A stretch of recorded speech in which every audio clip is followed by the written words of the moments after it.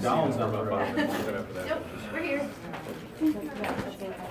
There's someone in here that can log in computers for us. I can do it for you. Oh, so you, I'll be right. you're getting 182.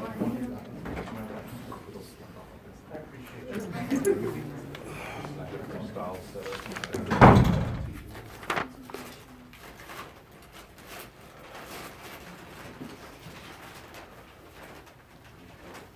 Figure out what to do.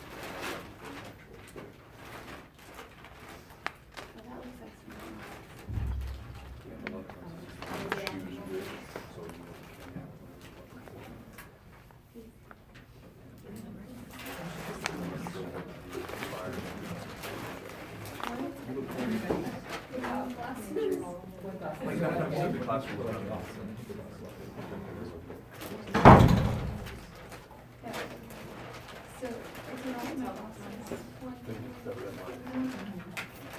we solved the whole like Clark Kent thing or whatever because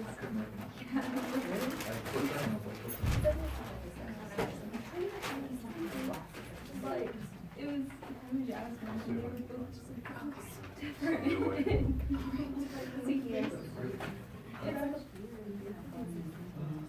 Yeah, but I was just like, I guess that's negative.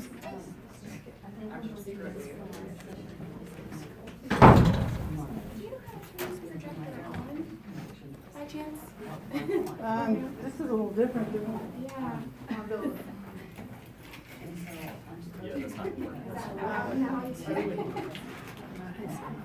It might be once this yeah, because our little thing here. That doesn't. Yeah, he'll be like, Should be operated from PC button here. No, you have to use something besides PC. Yeah, Our box looks different than the other one. right, it doesn't give you the menu when you turn it on. Jasmine would be like, maybe.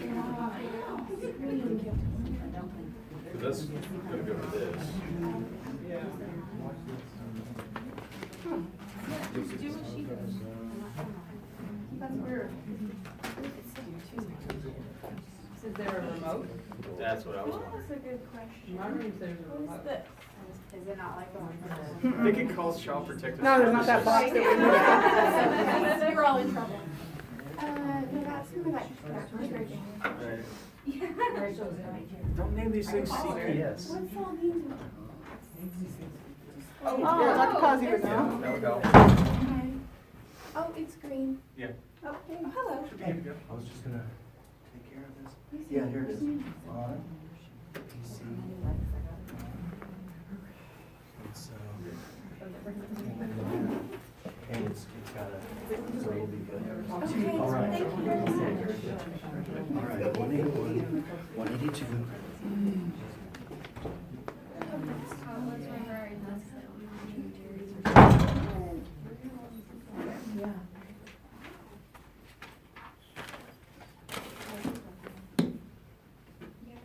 any of us could.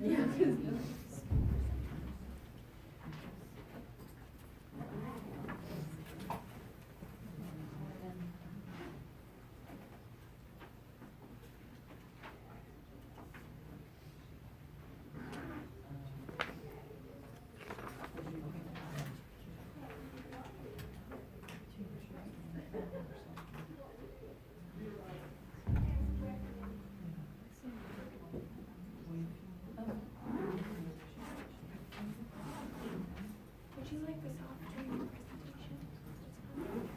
Oh, I'm sorry. Would you like this off? No, it doesn't matter. I'm used to teaching in front of like the lights, right? Blinded most of the time.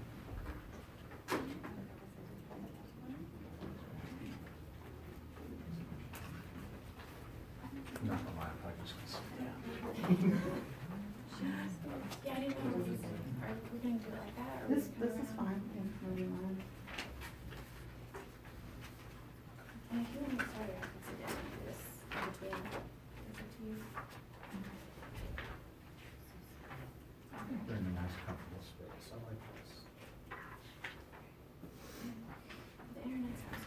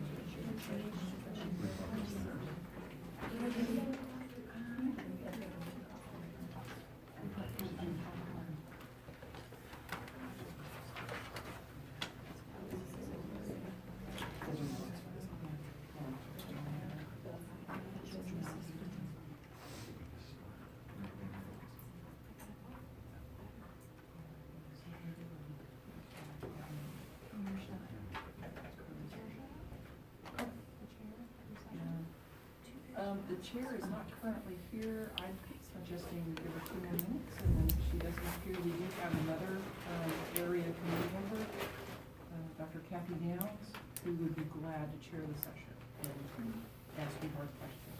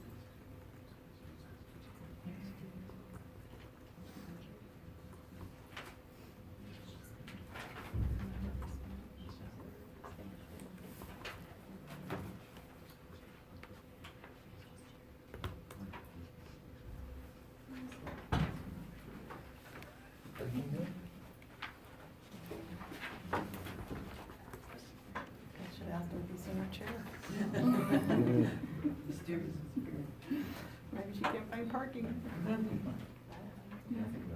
We could use pizza. Welcome everybody to Rhetoric 1. Yay. Starting about 5 minutes late this morning. First up, and I'm so glad you guys all appeared and are all talking about business in our society. I think this is so important to talk about. I've been looking forward to your panel.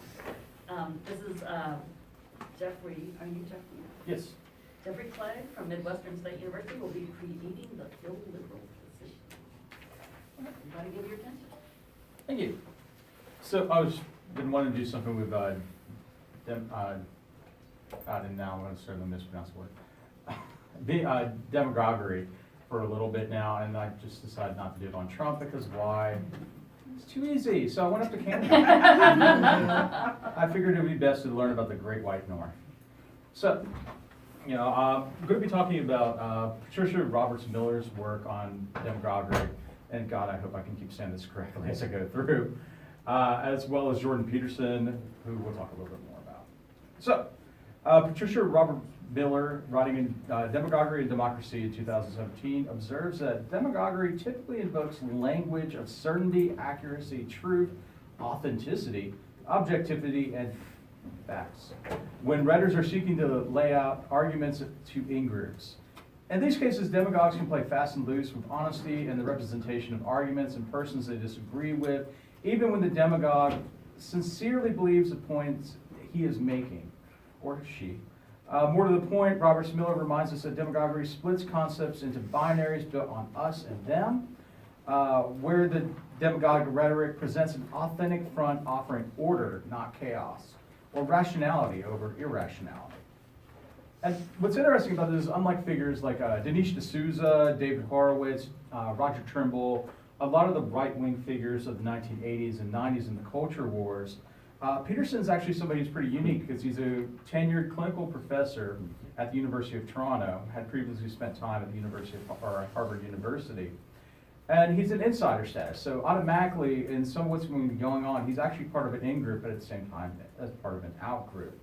And he uses the insider status as a university professor to present arguments on issues as broad as university education, liberal bias and indoctrination, and gender pronoun usage.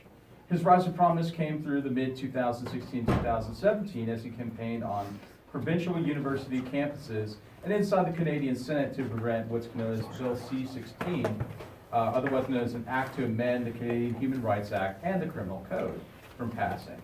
Peterson's objection to gender identity and the use of pronouns, which he argued mere totalitarian policy, limiting free speech and expression, has since allowed him to claim the mantle as one of the leading conservative Canadian speakers within the university on the restrictions of free speech and the perceived ills of postmodernism and feminist theory within the university liberal arts curriculum.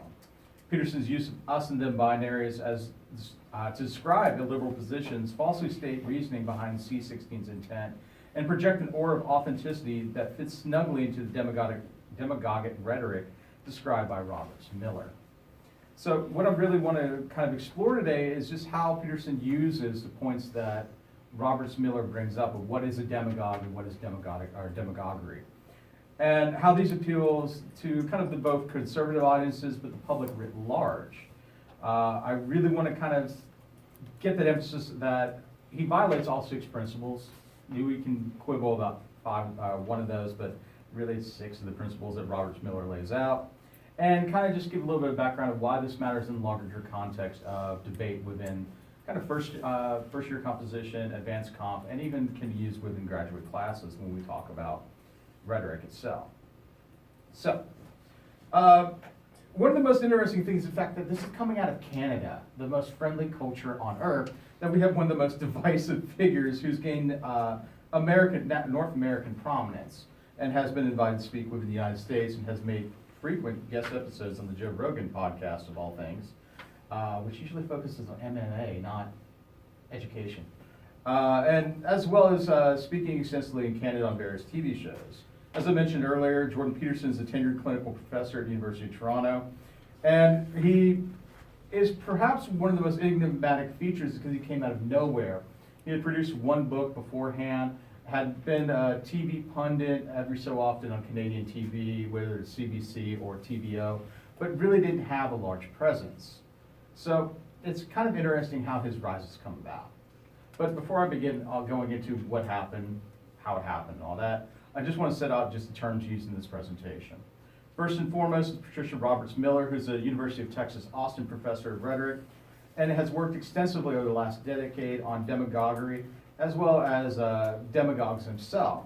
Roberts Miller wants us to look away from the early 20th century models, such as Southern luminaries as Huey P. Long, my former governor, or persistent Midwestern bigot, Father Charles Coughlin. No one knows. Sorry. I'm old but young.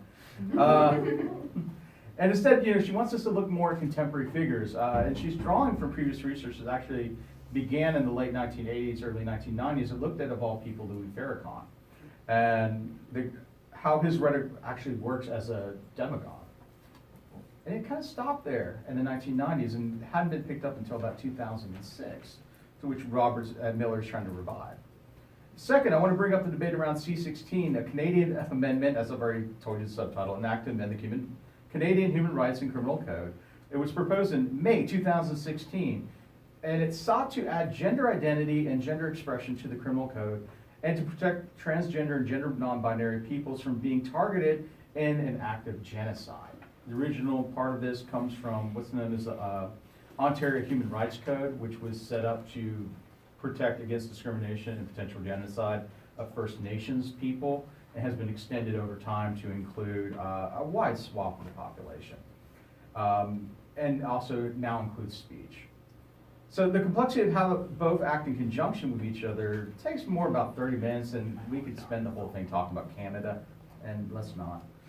However, the larger issues presented by Peterson concerning C16 was the possible mandate that it violates personal gender identity through use, or in this case, non-use of personalized pronouns, and could potentially lead to a large fine triggered by the Ontario Human Rights Code. And he's not exactly wrong about this, as there was a case of a comedian who was brought before the Ontario Human Rights Commission and was fined $10,000 for a joke. So, it's kind of spurring it. But just to continue with Roberts Miller, since she's more interesting. In her aptly titled 2005 article, Democracy, Demagoguery, and Critical Rhetoric, published in Rhetoric and Public Affairs, she asks that we move away from definitions of demagoguery that privilege positivism and populism. Instead, she offers a different definition, which states, demagoguery is polarizing propaganda that motivates members of an in-group to hate and scapegoat some out-groups, largely by promising certainty, stability, and what Eric Fromm famously calls an escape from freedom. However, in her most recent book, Demagoguery and Democracy from 2017, Robert Miller extends the definition through categorization of how the demagogue acts through a list of 7 points. First and foremost, the demagogue polarizes a complicated political situation into us and them being dupes as well as evil people. Second, insists the sense of the world can be reduced down to those who are with us and those who are against us. That sounds familiar. To determine policy, we shouldn't argue policies as policies, but instead argue about identity and motive. And motive is going to be one of the key factors here. Third, presents the situation of in-group us as so dire that we are justified in any actions deeming values such as fairness across groups unnecessary and possibly suicidal. Fourth, insists the truth is easy to perceive and convey so that complexity, nuance, uncertainty, and deliberation are cowardice, dithering, or deliberate moves to prevent action. Fifth, relies heavily on fallacy, particularly strongmen, projection, appeal to inconsistent premises, and argument from personal conviction. And then 6, well, I said 7 earlier, but 6, is not necessarily emotional or vehement, but places considerable emphasis on the need portion of policy argumentation, economic problems, terrorism, crime, often with implicit or explicit threats that we, the in-group, are faced with extermination, emasculation, and or rape. So she's extended this over the years, kind of providing more leeway for how demagoguery acts and how we can spot a demagogue pretty easily. So going to Peterson, what I found about kind of how Robert Miller describes this is that we have, in effect, a sense of Peterson positioning himself as the leader of the demos, or the common people, spouting the plain truths of the common man. He's tried to create himself, even though he's not, as part of the in-group, just by his commonality, despite the fact that his credentials belie this. He's not an average person in what we would consider as somebody in East Texas, West Texas, as an oil field worker, or somebody who works in business, instead being a highly credentialed university professor with tenure. He doesn't speak in the down-home style. He doesn't have the folksy sound that we usually think of when we think of a demagogue. And his only real way is pointing to his teenage Albertan background. However, what he's ended up doing is trying to become more of a conservative figurehead by targeting, right now, Catherine Wynne, who is in charge of the Conservative Party of Canada, and playing with that kind of I'm one of you and she's against you type of policies. However, that does not mean that he's fully capitalizing on this relationship. What really spurred this on is that in 2016 on TVO, which is basically Canada's version of PBS, Peterson offers probably one of the quickest examples, that don't come from like a Donald Trump tweet, of how demagogic speech acts actually work as he's trying to display this common personality type. In it, in a panel made up of Theron Meyer, transgender activist, Kirkup, law professor, Peterson, Nicholas Matt, a lecturer of gender studies at the University of Toronto, and writer-journalist Mary Rogan, he provides kind of an interesting way in which he advances arguments, mostly built upon the rejection of postmodern theory and leftist ideology, to defend his actions and what he feels is the most appropriate way to engage people linguistically. Boiled down, what he's asking is that instead of what he feels perceived force by the government of requiring you to use people's gendered pronouns or non-gendered pronoun, in case of non-binary people, is that we automatically should reject all attempts to do so. And he leads this discussion off with a simple background of his discussion with clients. In this case, he's projecting himself as what you could say is part of the common man by using his clients in his clinical psychology practice.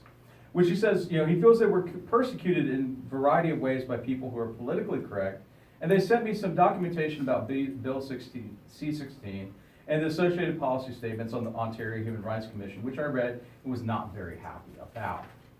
Which, after a simple policy goes on and continues, well, yeah, there was a lot of places now where the workplace has become, I would say, excessively politicized, so people who have viewpoints, and this includes, I would say, fairly radical leftist viewpoints, people don't feel comfortable at all in being able to use the language of their choice or have the opinions about a variety of different things. And so I've had 3 clients who would have been, harassed, I suppose the right way of putting it.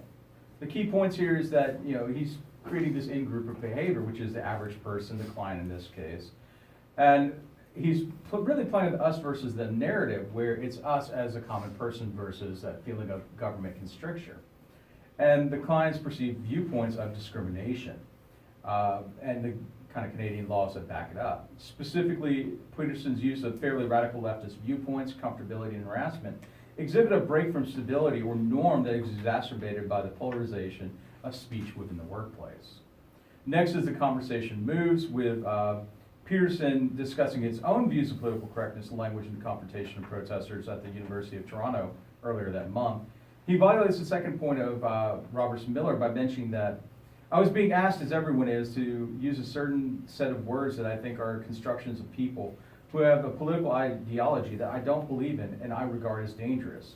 Ascribing this case political correctness as a dangerous ideology pushes Peterson past polarization into categorizing the situation before him as dire and requiring action on the group of part of the correct in-group to fight against an insurrection against logic or his field sense of logic, or worse yet, grammar. We're talking about grammar in this case now. Wants to. So from that, he quickly violates actually Robert Miller's fourth and fifth points by proclaiming we can't dispense the distinction between singular and plural. I know the advocates of the particular approach say that there has been used forever as has been used forever as a singular, and that's actually not correct. It's used as a singular in very rare circumstances, like if your child wishes to bring a book to school, they're welcome to use so. Please keep in mind that he's violated at least 4 parts of Robert Miller's definition by minute 5 of roundtable panel. No one but he has, the interviewer have spoken. So and essentially what he's doing is bringing part appeal to authority, his own, that the singular has never been used, belies linguistic experience. He's effectively lying or misrepresenting the truth in this case, and posits the sole truth in place of the unique, nuanced ways the language shifts, which is one of the major violations of Robert Miller, and adds how language mutates over time and bends back around to personal conviction when he mentions that he will not say z, zer, and other made-up words. And this is not the first time Jordan Peterson has ever mentioned this disavowal of the non-standard pronoun usage either. In an interview conducted a month before, September 30th, 2016, Peterson mentions that, I don't recognize that. Oh. I'm actually really close, so I'll get there. Anyways, he says I don't want to mention all that, blah, blah, blah, I won't say it. So basically, when it comes down to, I just really want to highlight that he categorically is violating everything that Robert Miller has put forward. He's not really representing the truth. He's using in-group versus out-group to really stymie conversation about personal choice. And it's an interesting case that can be used in FYC because it's foreign to most of our students. While some of our students are engaged in talking about pronoun, gender theory, all of that, there's something that is still a little bit representative to them and what Peterson's thoughts are in this case, and how you can use it to kind of teach, whether you want to actually get people to understand gender theory a little bit more, or the argumentation side of this and how people can act in demagogic ways, and how they can violate principles set forth, and not use Trump. It's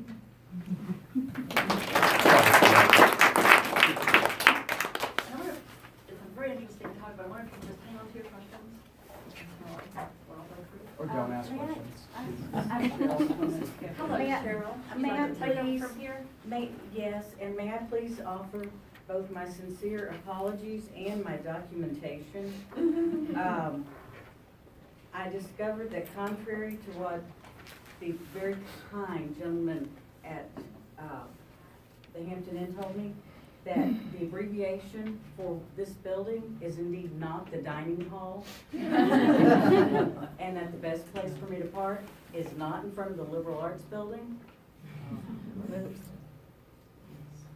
However, Desiree and her golf cart managed to get me here.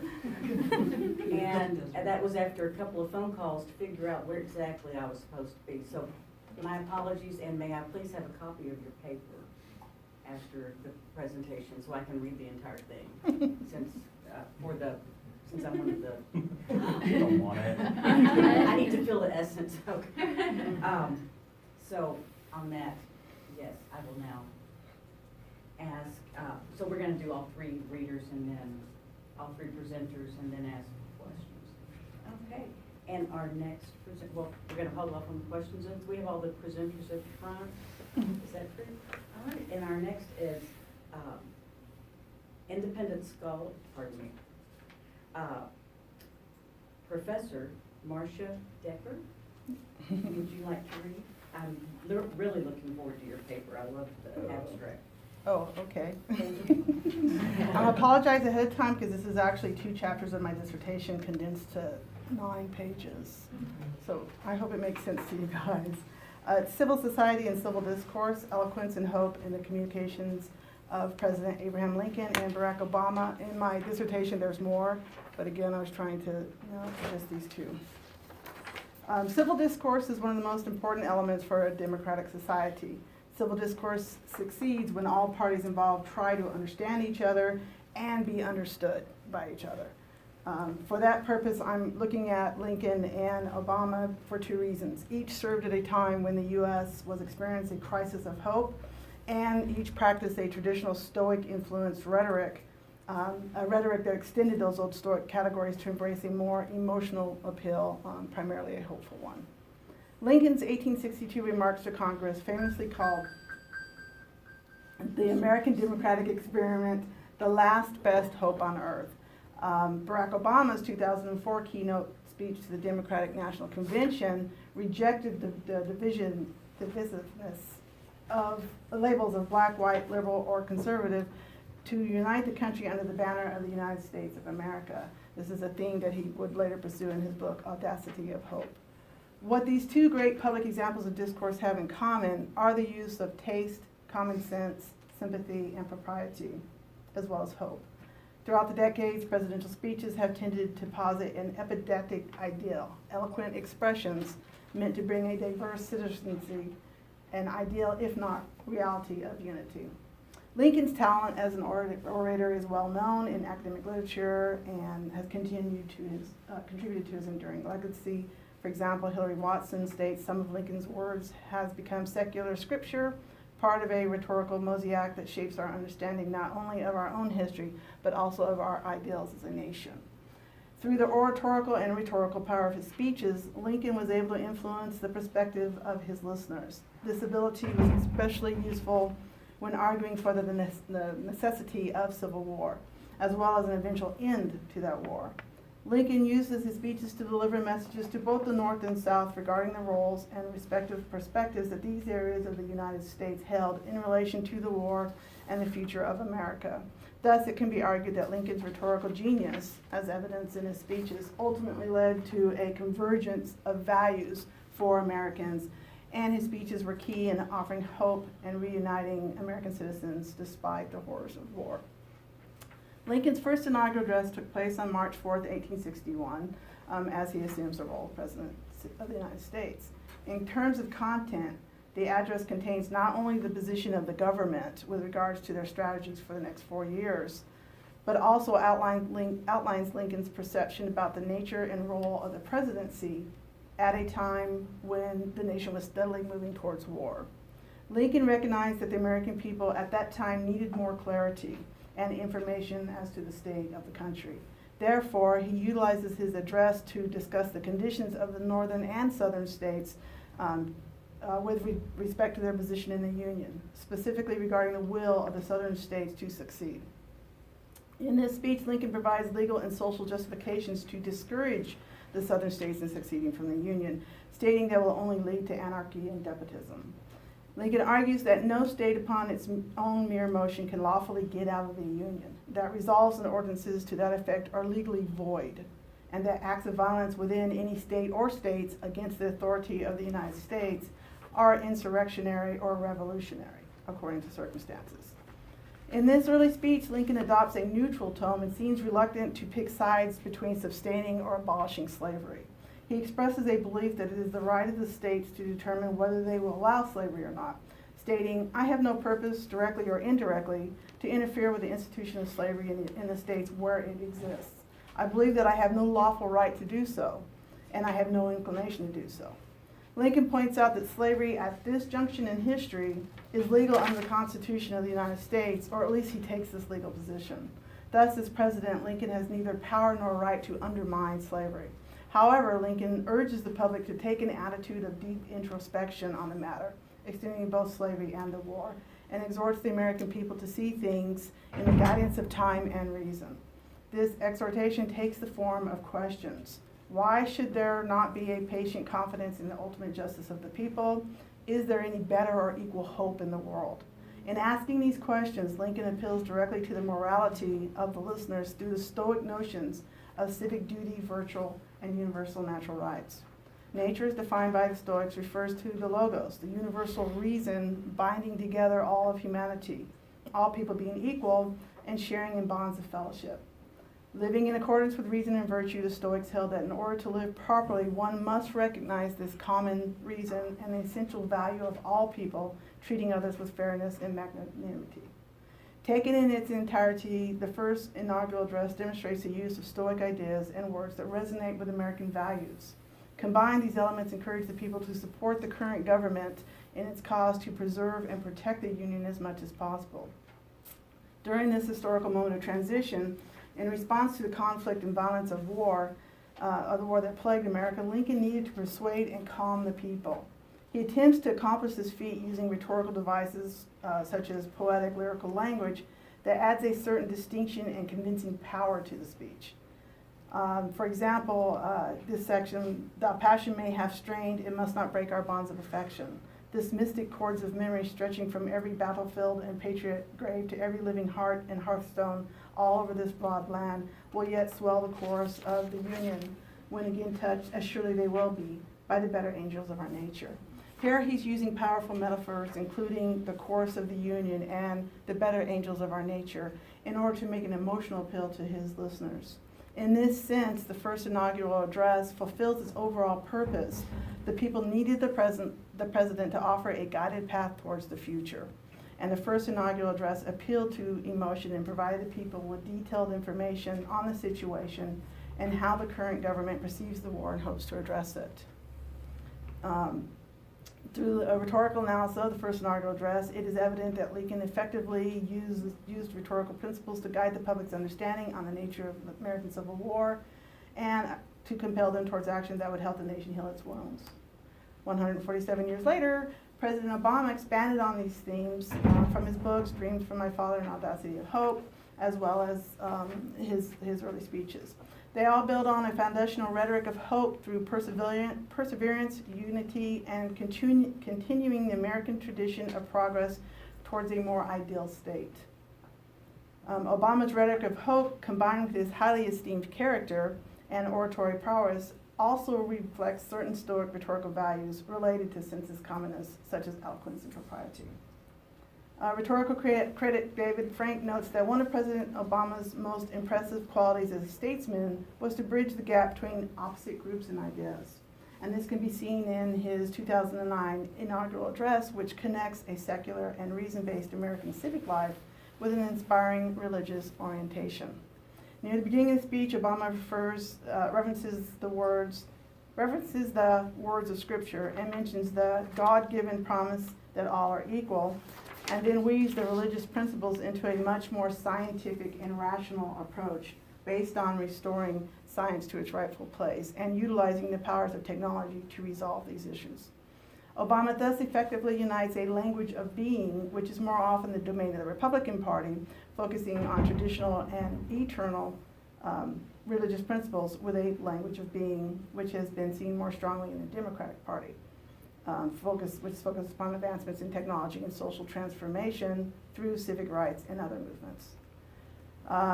Through this integrative approach, Obama sets forth a vision intended to unify the Democratic and Republican parties, as well as both religious and secularly oriented people. Obama's skillfulness in connecting disparate groups and themes is part of his approach of a cosmopolitan American civic religion, which embodies qualities esteemed as Stoic virtues. For instance, a common Stoic agenda with regard to political public address upholds qualities such as how well the orator communicates ideas that inspire the public towards a virtuous and more harmoniously connected and communicative group. Towards this end, Obama notes that the United States is a nation of Christian and Muslims, Jews and Hindus, and non-believers, and transcends the boundaries of his American audience to speak to the world at large, such as people of poor nations. This cosmopolitan approach not only transcends a traditional dualism between social, religious, national, or other groups, but also inspires the individual towards responsibility for one's own community, both on a societal and global levels. In doing so, Obama is effective in combating the trend of political disillusionment among the American public. The unifying approach of the cosmopolitan approach is also expressive of stoic virtues in public address, based on its capacity to inspire the public towards a more noble or more moral approach to life. A full rhetorical analysis of Obama's speeches must also address Obama's character, which is reflected through his ideas and various rhetorical aspects of his address, such as tone, delivery, and mannerisms. From the Stoic perspective, Obama successfully expresses an eloquence, which is a virtue among oratorical leaders. Obama has a powerful and novel vision based on cosmopolitan civic religious approaches, or what simply can be called a rhetoric of hope. As a visionary in leadership positions, Obama's eloquence in his inaugural address allows him to connect with the public and spread his vision, which is itself necessary to achieve his vision of greater unity and focus upon an inspiring future. Related to the eloquence of Obama's speech is his broader expression of sensus communis, common sense, in holding himself with a sense of respect and tact that inspire the esteemed virtues of the American public, connecting the present political moment with the spirit of tradition that weaves through the country's past. Obama appears every bit the statesman in his inaugural speech as he stands posed and confident and speaks with a sense of clear authority and purpose. From a Stoic perspective, this propriety of Obama's character is a great virtue because it inspires trust throughout the public, as proper conduct or tastefulness is seen as inseparable from moral goodness. Obama's speech is made effective by an alignment of all aspects of the speech: the ideas, the overall vision, the imagery, the themes, his vernacular, and his oratorical style, and in his character that both infuses and transcends the speech. Related to Obama's propriety, his speech and character express a sense of kindness and a wish for a harmonious connectivity amongst all people. Stoics, referring to this kindness as an aspect of sensus communis, would say that it is a shared sensibility upon which society and civility depend. More than a sentiment for successful relationships between individuals, it is the sentiment necessary for society itself to function. The converse of this decency of character would be a pompousness and sense of superiority that leads to exclusion and divisiveness. Obama's vision is for a cosmopolitan civic world in which all people are inspired to contribute to the common good. He mentions several instances where people and institutions need to transform from self-interest to service to the public. As a leader, it is important that Obama himself represents the very qualities of inclusiveness, kindness, and commitment towards universal uplift that he speaks about in his public address. In fact, his rhetoric of hope depends upon this aspect of sensus communis. Overall, during times of difficulty, Americans traditionally turn towards the president for guidance and leadership. People want to believe that as dire as the situation may be, problems can be solved and things will get better. They want a president who can revitalize America's faith in itself and provide a sense of purpose. We see great attention to style from Lincoln and Obama. Lincoln's rhetoric was directed towards the United States itself to encourage healing, while Obama's was aimed at internal unity to encourage citizens to see the U.S. government as a force for good, both home and abroad. The trope of hope is a critical part of achieving these goals. Hope is the attitude of mind that is based on the expectation that something positive can happen in relation to one's life, community, or the world at large. During times of crisis, hope can unite population, encourage new possibilities, and affect change. Both of these presidents' style responded to the public values and political shifts of their time to encourage public trust and civil discourse through the rhetoric of hope.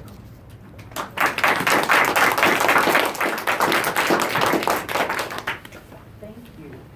And now we have Pamela Rollins, you pronounce Rollins, from UT Arlington and Southwestern Oklahoma State University. So you're taking courses online at both institutions, or? Yes, I'm a full-time faculty member at Southwestern Oklahoma State University, and I guess I'm technically full-time at the University of Texas at Arlington as well, but I'm an adjunct there who teaches 4 or 5 classes a semester. Oh, well, thank you. Mind the gap.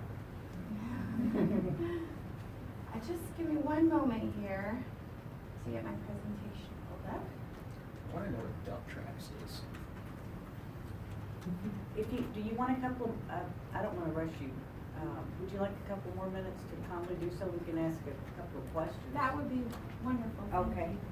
may I start? I have one, for Marcia. And I guess this is really my most important question. I have 3. We can trace the success of Lincoln's rhetoric by the way the states work together post-Civil War, right? How can we measure the success of Obama's rhetoric? That's a good question. I haven't written the conclusion yet, so. I would have said up until this latest election that we could see more unity in, that's a complicated one. No, I know, I understand what you're saying. Are you still working on your dissertation? Oh, yeah, I'm Okay, well finished, then yeah. just consider that. I mean, Yeah. you don't have to answer it right now, but that's just, if I were reading your dissertation, if this were when you publish it, Mhm. that's something I would look for. Mhm. Is somehow, if we're talking about both men in one book, then I Mhm. would want to Yeah. really get a sense of. Yes, and that's definitely one of the chapters is what was the success of his, because I go over several of them.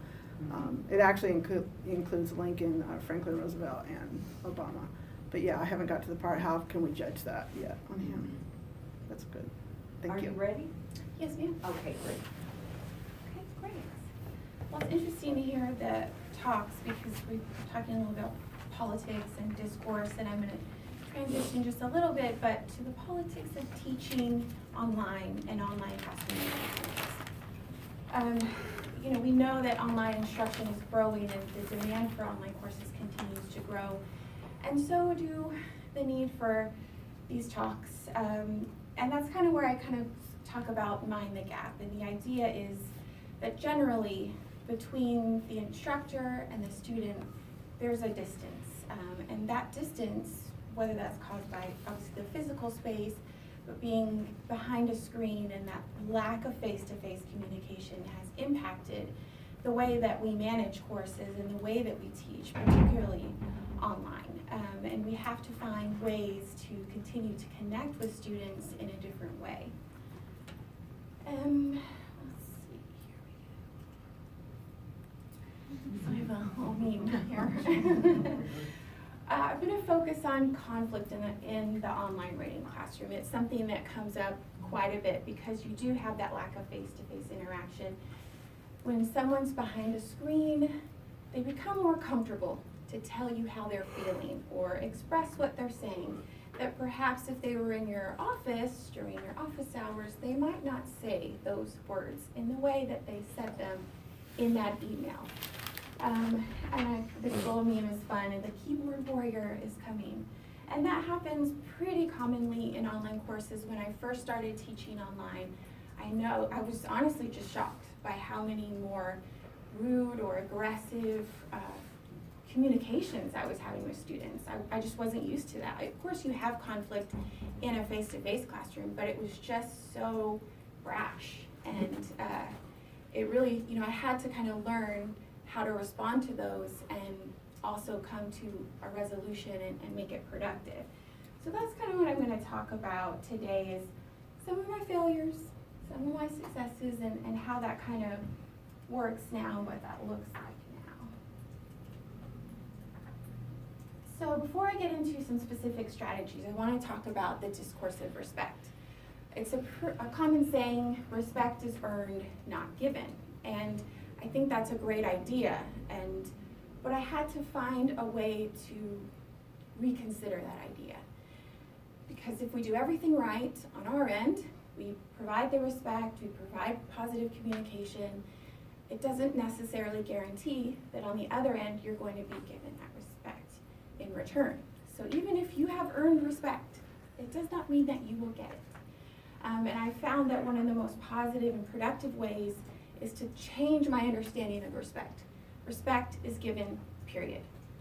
Whether it's given to me, whether it's earned, has nothing to do with the fact that I will always be respectful. I will always give my students respect in those communications, and I'll model that for them. Doing so, I think, kind of sets up that community of learners and builds that connection when you're always respectful, when you're always kind, even when someone is sending you unkind words. Responding at that higher level starts to model that behavior for the student or the learner. So I've got sort of two categories of strategies. The first being indirect or proactive, the second direct or reactive. So we'll start with indirect. So indirect or proactive conflict resolution, this surrounds the idea that I mentioned before about modeling that. Some of the ways that an online instructor, particularly in a writing course, can model that behavior is through course design and course communication. By immediately from the first day of the course having positive language and instructions and announcements, course materials, lectures, makes a difference in the way that you're perceived by the student. Using the right choice of language, of course we have to be clear when we're writing instructions, particularly in an online course, because they don't have you there immediately to ask a question if they have it. Of course, there are other ways around that. But by using positive, encouraging language from the start, you're setting up that situation and building that community with the learners. So I talk about the idea of persona. It's something I've been studying and researching a lot lately, and I gave a presentation with different strategies of building a persona and why we should do that. When I was writing this paper, it really spoke to me again, because for students to see the instructor as a real person, persona is one of the ways we can do that. And when we have a persona, when our students see us as real in the online community, we can, it's another way to proactively reduce the amount of conflict, because it's hard to be mean to someone that you like. And students tend to respond to that when they can kind of break down that wall. They are more positive and they see you in a more positive way. So providing introductions, personal details about yourself as much as you're comfortable with helps the student see you as a real person and remember that you're not a robot behind a screen that they can yell at. Using different modes of instruction, and I'll talk about that a little more when I get to direct. Personalized feedback. When you give detailed personalized feedback through email communication, through grading and evaluations, the student, you can build that connection because they say, oh, she knows who I am. She actually read what I wrote. She has all these ways to help me, and she's not trying to penalize me. She's there, my instructor is there to support me, and that is another way to sort of make yourself real and hopefully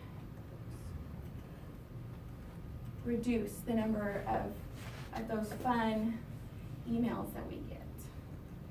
So the responsiveness image is an idea that was coined by Tang and Tyler. And they looked at the responsiveness image as the way that students perceive the instructor based on their course design, communication, instructional design. So by providing prompt feedback, by being present in the classroom, responding to communications in a timely way, and proactively contacting students, not waiting for them to come to you with questions, by providing that information up front and following up with them to make sure that you build that connection with them.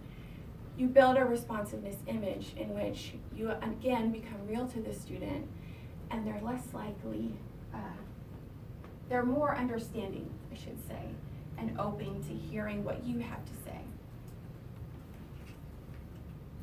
when looking at direct conflict resolution, this is another way where this idea of respect is given really comes into play, because this, now we're kind of looking at when you've done the proactive part, still it's gonna happen. You'll still be uncivil behavior in an online classroom. Someone got a grade they didn't like, or they felt wronged, or whatever the situation, it will still occur.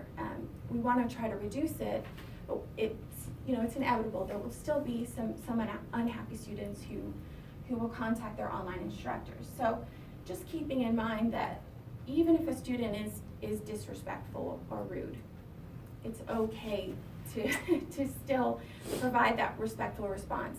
And I found, from my experience, early in teaching, I would get a rude email from a student, and it might go something like this. They would send me an email about how I was terrible. And, they hate me, so that's fine. And my response would be to, instead of first responding to what the student was upset about, usually their grade, right? That's usually what it is, but there are sometimes other reasons, but it's mostly their grade. That's when you get the angry emails. I would start the email off immediately by saying, "You are being disrespectful. I'm your professor. We will communicate respectfully."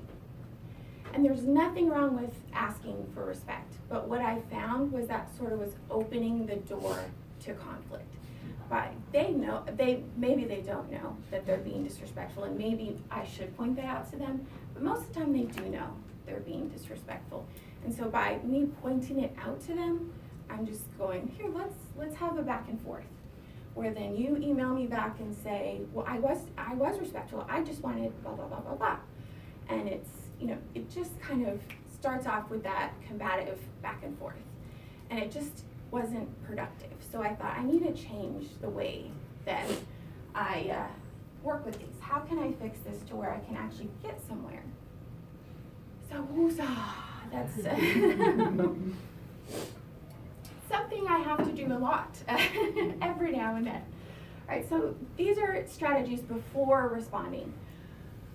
When I receive the email that is perhaps aggressive or unkind or impolite, my inner voice reads it in a really, rude or aggressive tone. Like, that's how I read it. And so I have to stop myself and go, okay, all right, I'm gonna read this in my daughter's kindergarten teacher's voice. And it's gonna sound really nice and really sweet. And how does that change my perception of what's being said?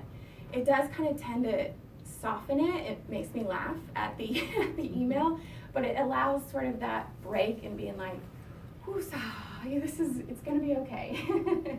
And sometimes it does change the tone of the email, where I go, oh, well, perhaps their tone was more polite than I initially read it. And so that kind of helps objectify it in a way.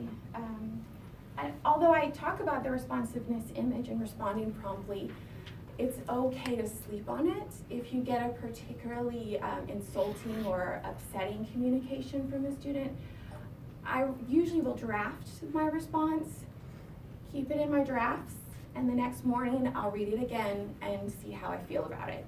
Sometimes I feel great and I'm gonna go ahead and send it. Sometimes I'm like, yeah, maybe I need to change that. That, is a little combative or defensive, and a little variation there would help. And then I do consider the source, their circumstances, and what I want out of the communication.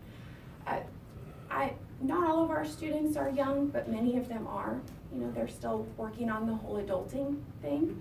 And they're building their social skills, they're learning how to communicate online, and it's my job as their instructor to show them how they can do that.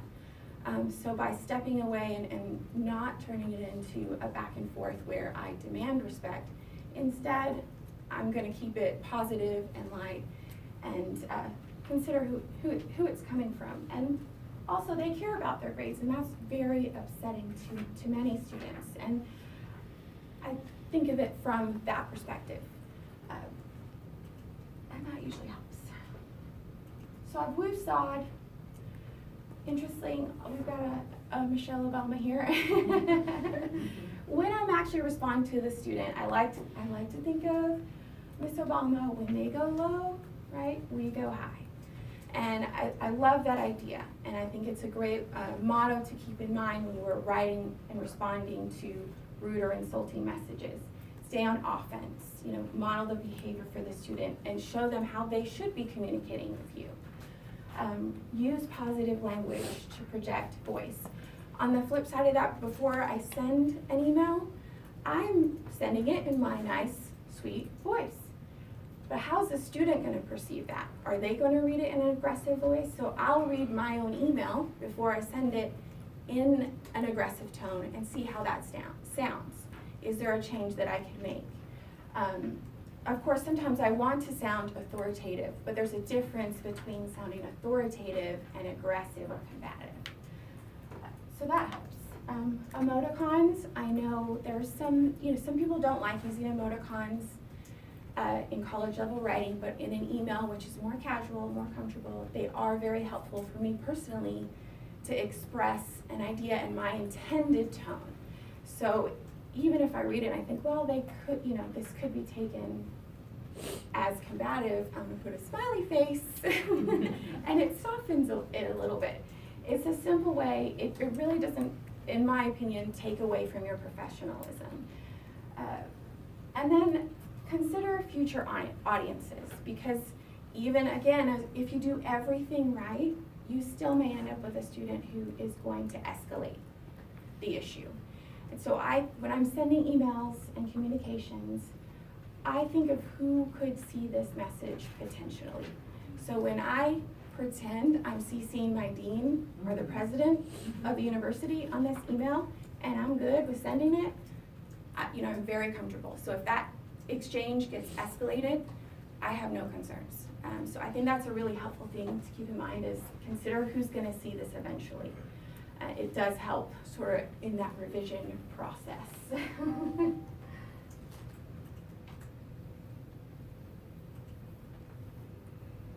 So, one final sort of alternative idea, because sometimes you will find, again, you give the respect, you model the respect, and the student is unhappy.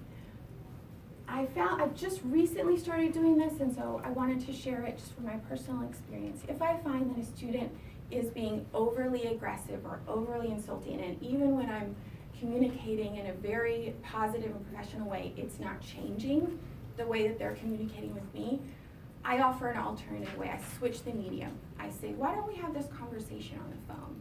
Would you like to video chat? I can FaceTime you, I can Skype you, I can Facebook video chat. And the majority of them will take me up on it because they feel that they're gonna get somewhere with that, and they do, because it helps both sides. When they hear my voice, it's much harder for them. I mean, who can be mean to Minnie Mouse? And especially on the phone, I do sound like a 13-year-old. So they have a very hard time doing that. But even if you don't sound like Minnie Mouse, the phone strategy still works, it still helps, because you become even more real to them. And when they have to say those words to you that they wanted to type in an email, it becomes much more challenging. And also, it gives the student an opportunity to maybe express something that they couldn't over text, because they either weren't sure how to communicate that, or as you're in that conversation, it comes out naturally for them. And so it helps you get a better perspective of why they're having this issue. And so maybe you learn another piece to the story that wasn't being communicated before. So if you're really struggling and the student's really struggling, I do recommend, if possible, try something different. Give them a call. It's funny how we're talking about such an advanced way to teach, and then we're going back to these traditional ideas. But it works, and it's worked really well for me recently to kind of resolve those conflicts when I can see that communicating over text or email isn't going to be productive. So I'll just leave you with one final British-based thought, since we're on Mind the Gap. Keep calm and carry on.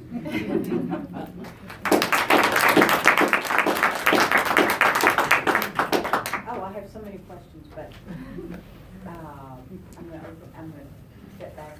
Yes, ma'am. Yeah, I have a question actually for Pamela to start off with.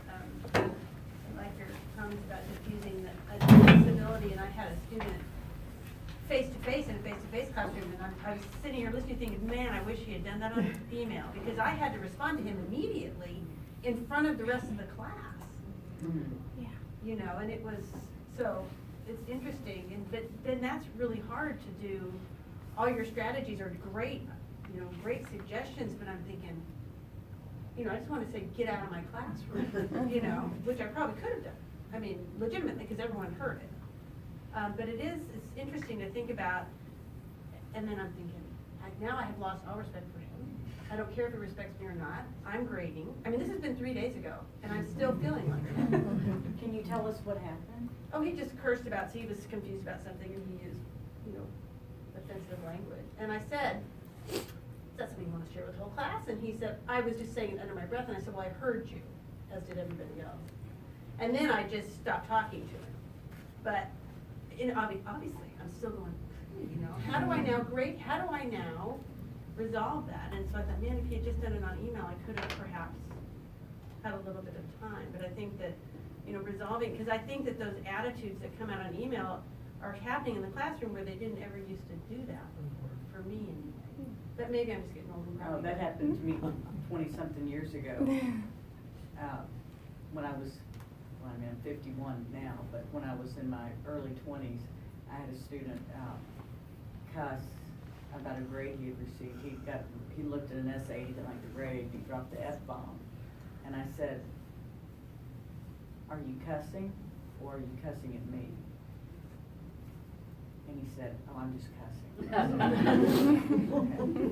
But I really like that, the respect is given. And I'm gonna take that crap with me. Thank you very much. To add to that, so here's a question after you, since you're doing this. When do you know when you've invested too much time and too much energy into a conflict online? Because I've been in situations where you thought it was going to end in one email, which turns into 6 emails, which turns into 6 different drafts. So for you, when is the cutoff where you're just like, I need to either escalate this myself or I need to stop this completely? Sure, and sometimes that does happen. I think these strategies help reduce that, because when you acknowledge their problem immediately, instead of acknowledging their disrespect, you acknowledge what their problem is and address that. Sometimes they're not happy with your suggestion for resolution, and sometimes that can continue. I try my alternative strategy. Let's talk about this on the phone.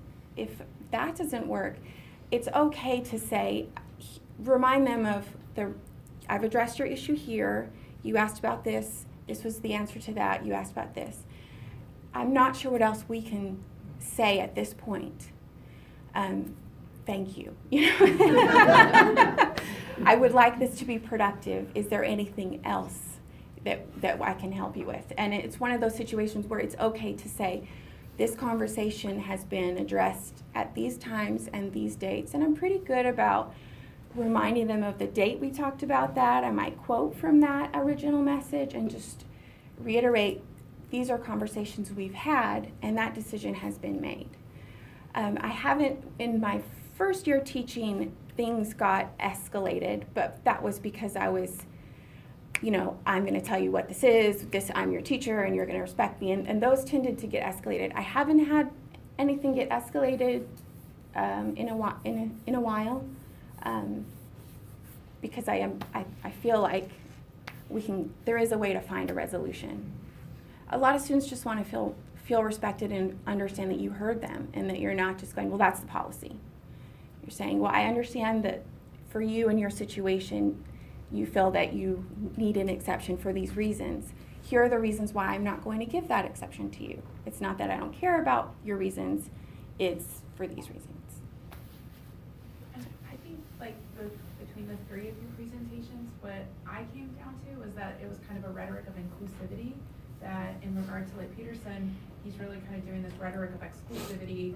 Lincoln and Obama is inclusivity. And even with students, they want to feel in the online classroom included in the course and included in the conversation and the dialogue, rather than, I don't understand, I'm on the fringes, I'm on the outskirts. I teach technical writing online, I have for 10 years, and I've found over the years that my emails to students have gotten much, much smaller, that when they're angry, the shorter my email will be, and it'll just be, let's chat. And then that's it. I just put let's chat with like a happy face. Because if I get like super mad and I'm like, how dare that student, you know, I've been doing this, and I'll just, you know what, let's chat. And then the next day the student will call me and she's like, I am so sorry. I was having a panic attack last night. I was feeling really overwhelmed with your class. I should, you know, and I didn't have to say anything. I just said, let's just chat. And that's now, that's all I say now. That's ominous. Yeah. Happy face. Emoticon. Yeah. You know, I do the Interesting. emoticon. How interesting, because we think of the online situation as having, at least I do, because I don't teach online, as having all these barriers between faculty and student. Yet, on site, there are all these barriers. You have other students, you've got that walk down the hallway to get to the professor's office, you've got the situation in the classroom, you've got the end of class, you've got to go to another class. These are all barriers. But with an online class, all you gotta do is type and push a button. And that's it. So it is much more intimate in that way. And you're free from sort of those, in a way, it helps and hurts. You don't have those physical characteristics, and people aren't making those judgments. You're not making those judgments about your student. Oftentimes, I include a picture, and students don't have to include a picture though. So the majority of my students, I have no idea what they look like. I have some names, I have no idea what gender I'm even speaking with. So you're just dealing with those communications, and really, as you say, the student in a more intimate way, because you're kind of cutting out all those extra things. And that would be a fascinating study about how we grade if we were to take the grades for that class, and then somebody would need to do this as a grant study, and then have those exact same students in the same situation agree to take the class on site and see how they're perceived, how their writing is perceived, to see if it's graded in the same way. Because then you're talking about, okay, the cute little, unintimidating girl who says she's gonna be an English major, as opposed to the guy who's tatted up from head to toe and has his earlobe hitting his shoulder, and is in a rock band, and I'm from a conservative town and I'm his professor. How do I perceive his writing? Right? Ooh, maybe that's my retirement. Yeah. Are there any other questions for Pamela? Yes, ma'am. Well, and kind of for the panel, but one of the things that I've tried, and it happened on it by accident, is to have students analyze the rhetoric of their own emails. I have a set that students gave me as let me use, and we do it at the very beginning of the semester in a very non-threatening way, and it's like emails that students sent me when they couldn't come to class. And so we look at kind of the rhetoric of inclusivity or exclusivity. What even do they say in the salutation? And it's hilarious. Hi, professor. Hey. No address at all. And we just talk about, and we do that, like I said, first or second day of class. We talk about what kind of persona the student is, and one of them is, my cat Cicero got inexplicably ill this morning, and I had to take him to the vet. And we're like, wow, Cicero, we got to know the cat's name, and they enjoy doing that kind of analysis of the rhetoric of some other students, not them. And students have told me afterwards that I've been real careful every time I email you, because I'm so aware now of how I'm positioning you and how I'm positioning myself in the email. And it doesn't work all the time, but it's an interesting experiment for them. And I don't know if it would work online. But I think it would. I like that idea. If students kind of realize the type of messages, I think it would help. It gives them a different perspective of how it looks on the other side. Right. Yeah. Well, I tend to get more disrespect in face-to-face class than I do when I'm online. I teach online all the time too. So I think civility really is important. All three of you mentioned that, and coming across as benevolent, and that you care about them. And I would start every message with dear so-and-so, and I never react if I can help it in the heat of the moment, and no matter what they say. And then always start with something positive, and it usually works. I don't get very many complaints. Even if I give a low grade, it's like, I'm regretful that I had to give you this, but this is, as you can see from my comments, there are quite a few problems with the piece. And so I think really it's the tone and you're right, I think the positive sort of civility that we project. Yeah, definitely. The tone makes a huge difference. And starting positive, you know, if you start with, it's nice to hear from you, even if it's not, you know. Oh, you know, I almost start every single message, like, it's nice to hear from you. And because most of the time it is nice to hear from them. They have a question. It can be the most, you know, neutral email ever. It is nice to hear from them. I like when they hear, and that encourages them, I think, even when it's not an uncivil situation, to keep contacting me. Because I'm sure everyone gets, I'm sorry to bother you. And I always say, you're not bothering me. It's so nice to hear from you. And that sort of opens up that another form of, you know, to connect with them. One of the things, and I'll point out to the group here, she's actually one of my professors of record for online teaching for the 1302. And when she copies me on the emails that she sends to some of my students who have gotten a little happy with their email, out of control a bit.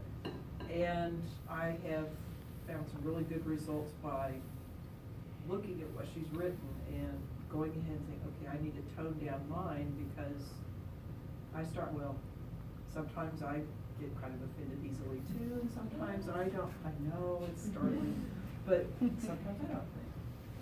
So looking at that model has certainly changed some of the way I have responded to students, where I'm approaching it more, I think, in a Rogerian way, especially when they write. It's like, okay, I know they're really upset with their grade, and they don't understand it because maybe they haven't tried looking at the comments that I write. And so I will do the Rogerian and say, I understand you are concerned about this, and thank you for your query, and I'll be glad to do this. And then I break it down for them. It's rare when I do that I get a response back saying, well, I still think you're unfair. So yeah, I have to say, from practical experience, there's a lot of the details that Pam mentions that has worked, at least for me, on the online classes. I just wanted to speak to Jeffrey's paper, that I think that, Jeffrey, right? Yes. Okay. I just think, like, when I was listening to you, I just think your paper just demonstrates how important our profession is, because I want people to, like, go on these shows and call this guy out, like, kind of like what you're talking about. I'm like, I want some rhetorical scholars going in there going, you do realize you're doing this. Like, Robert Miller says, you know. And I'm like, I think that we do, there's something that's a little bit more interesting. I was thinking about it yesterday, is this revolves around Robert Miller as well. She wrote an article called Conspiracy Bullshit. And it would be actually good for a corollary to this, which is a James Damore Google memo. If you don't know, it was a guy who was an engineer, worked for Google, wrote a long memo about how women are. Fun stuff. And I teach business writing, so like I get off on it. But one of those parts of it is that so much there, he's using authority. And Peterson uses authority, and academic authority at that. And I think it does place us in a weird position, that kind of, we're part of his in-group. So now we're finding ourselves saying, well, that's all trash research. And we have a lot that we have to play around with, and I think it's a perfect way of looking at students who are going, well, what is verifiable? Since we're so obsessed with fake news, despite the fact that we've fallen for a lot of fake news in academia, there's a complexity to this that we do have to watch ourselves as well. We can say, like, oh, you're committing this fallacy, but a number of fields out there, humanities, STEM, you name it, they're also committing fallacies on their own, but we ignore those. You know, there's so much going on here that has that corollary. There's also Lindsay Shepard, who was a grad student at Winifred Lauer in Canada. She actually showed the clip that I'm talking about from TBO, ended up getting castigated by the university because the student complained. And you also have the foreignness of this. You know, for a lot of us, we don't have to worry due to free speech and the First Amendment of any kind of protections coming down upon us.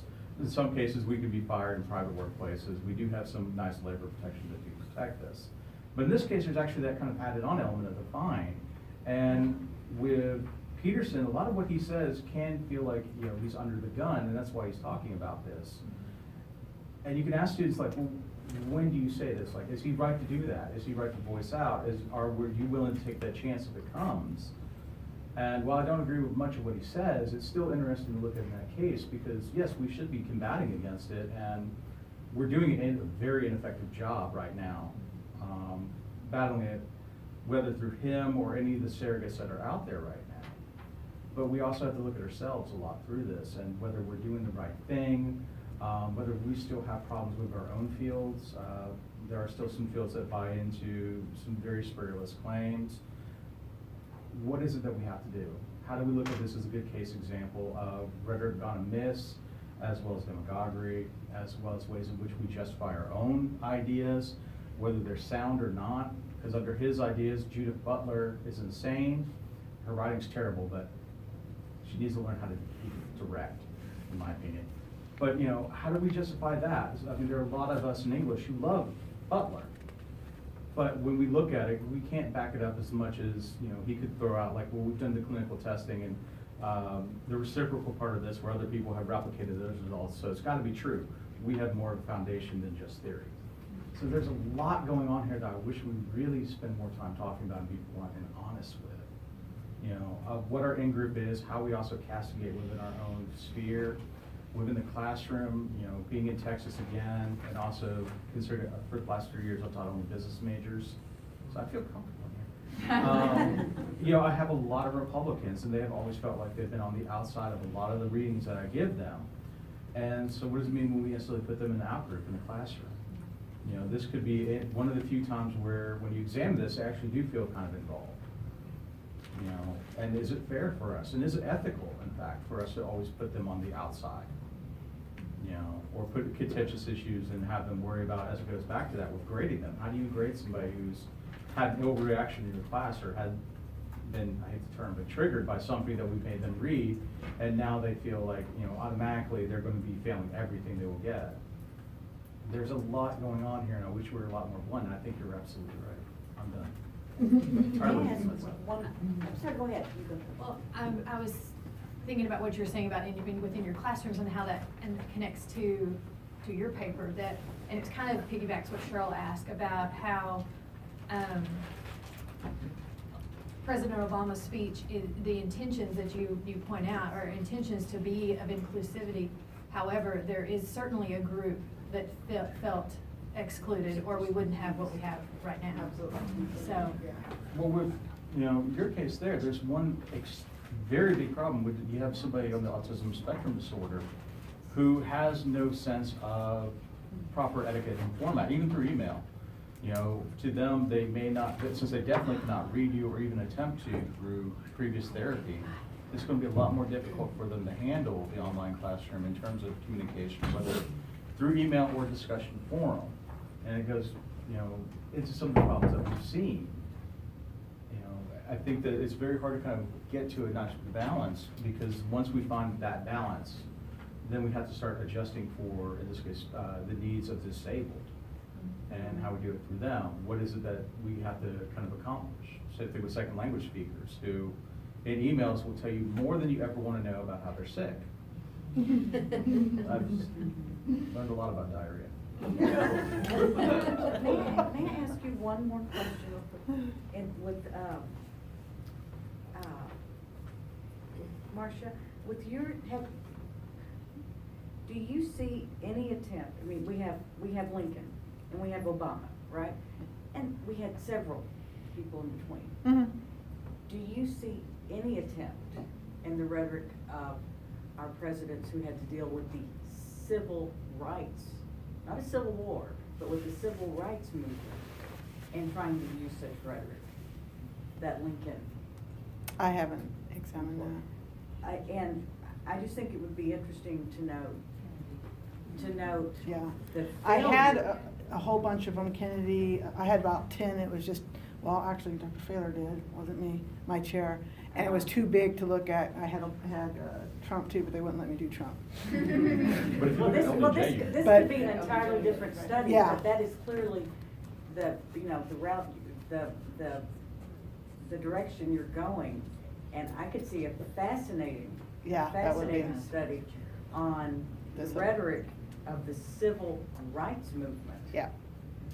And what happened and what didn't happen. Yeah. What was stated, what wasn't said and what was implied. And then how do we get to where we are here? How did that affect where we are now? Yeah. That's another dissertation I'm not writing. You get to write that. No, that's not my thing, but boy, I can see a PBS, Yeah. I can see a Frontline or Yeah. American, whatever. And it's definitely relevant today because these issues from, I'm 54, so, Oh, it just killed me when you said, Lincoln talked about his writing had taste, common sense, propriety, hope, and reality, and I'm just like. we're still waiting for hope. All of those were the good old days. So we have a break until, and Jeffrey, may I have? Sure. Thank you so much again. Somebody can give me a lift to the, parking lot over at the Humanities Building, I appreciate it. The construction Thank